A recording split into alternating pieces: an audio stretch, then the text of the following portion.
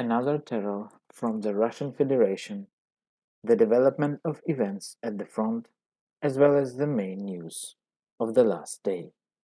This is What About Ukraine channel, day 379, March the 9th, 2023. That night, the enemy, probably to celebrate birthday of the greatest Ukrainian writer Taras Shevchenko, launched a massive missile attack on the critical infrastructure of Ukraine, made 81 launches of missiles from different bases, about 40 cruise missiles plus 8 guided missiles from the aircraft, 20 cruise missiles from the sea, and 13 anti-aircraft guided missiles S-300, as well as 8 UAVs type Shahed. Of the first 48 missiles, 34 plus 4 UAVs Shahed were shot down. In the morning, an official message appeared from the Ministry of Defense of the Russian Federation about the alleged revenge for Bryansk, although there is no evidence that something happened there. But Ukraine does not hide anything. 3 power plants were damaged. The Zaporizhia nuclear power plant, the largest in Europe, was de-energized for the third time since the beginning of the full-scale war. 5 people died in the Lviv region. Here you can see a dog lying on the ruins of the house of its owners. They all died. In addition, early in the morning, the city of Kherson, which is shelled every day from the left bank of the Dnieper, was attacked by artillery. 1 projectile hit a bus stop. 3 people died. And now let's look on our battle map. The movement of equipment, rotation and redeployment of units from one position to another intensified along the entire front line.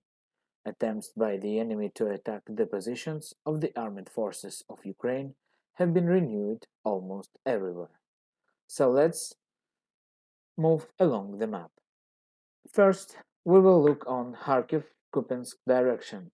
In the area of Grenikivka, Liman Pershi, the enemy has accumulated forces and resources and intensified attempts to advance from Grenikivka towards Smosutivka and from Liman Pershi to Sinkivka. Had no success, as a result retreated.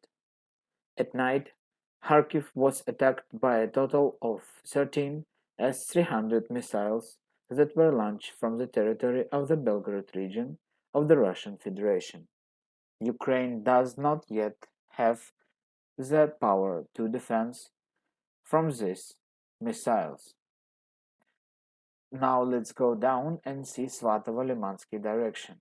In the area of Novoselivsky, Avdiivka, and Raigorodka, near the city of Svatove, Ukrainian defenders are holding their positions and are not allowing the occupiers to advance. Next, we move down on the map. The main efforts of the enemy were concentrated near the square he is trying to move, but also without much success. The main task here for the Russian troops is the entrance to the Zherebets River. They are advancing just as powerfully near Liman, Kreminna. Here the enemy tries to move in large groups of 50 people with the support of armored vehicles.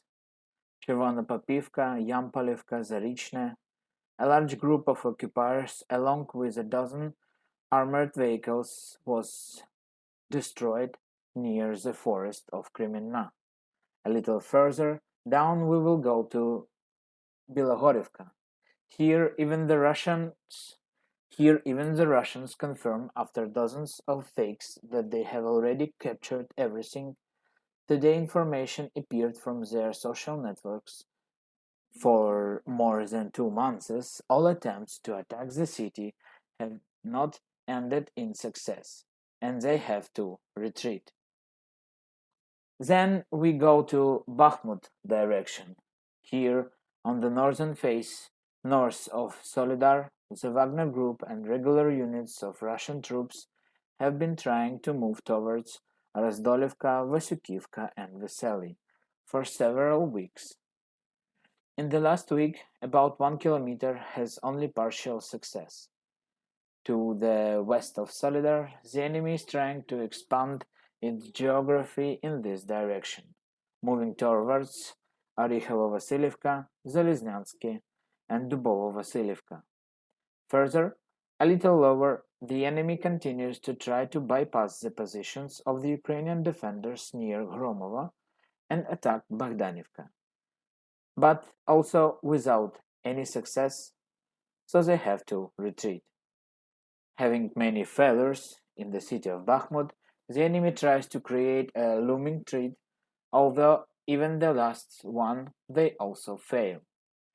Regarding the situation in the city itself, the defense forces managed to prevent the enemy from advancing to enemy distance during the last day. A defense operation is underway. Artillery and mortars work every 5 to 10 minutes when the signal for a new offensive comes. The supply roads are working, although the roads are almost completely destroyed. Every few days, Commander Sirsky comes to the front. Bakhmut stands. In the Avdiivka direction, the enemy has made several successful assaults in the area of Vesely and Krasnohorivka in recent days. The first village was captured. From the southern side of Avdiivka, the enemy is also moving in the direction of encircling the city. Had partial success near Opitny and Vadany. In general, the Russian troops are trying to do everything possible so that Ukraine enters its reserves, which it plans to use in the next offensive operation. But attempts are one thing. In reality, completely different things come out. Now let's take a look on Miner's direction. As it should be called now, it was Vuhledar's direction.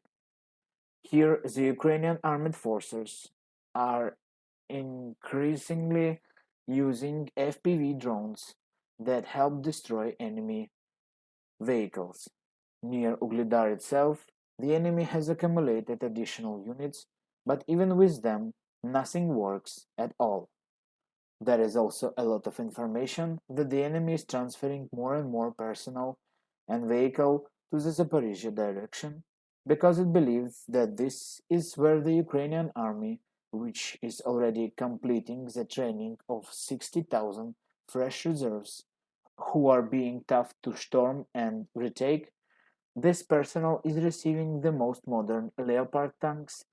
In the coming weeks, Ukraine also will receive a whole bunch of fighter jets from Slovakia and Poland, and closer to April, or maybe even earlier, the real Ukrainian spring will begin. And that's all for today. Don't forget to smash like button, subscribe to our channel, and leave your comments below the video. For those who want to support my family and our channel, there are several links in the description of the video. Stay tuned, stay safe. Glory to Ukraine. Glory to all heroes who is defending Ukraine. Slava Ukraini!